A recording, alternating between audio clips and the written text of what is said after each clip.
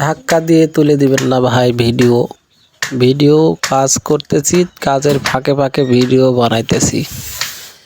তো আমরা হচ্ছে 22, আমরা এটা 22 বলি, 22 দিয়ে কাজ করতেছি। তো এটা খুব রিস্কি কাজ, আপনারা যারা মিস্ত্রি আছেন তারা বুঝবেন।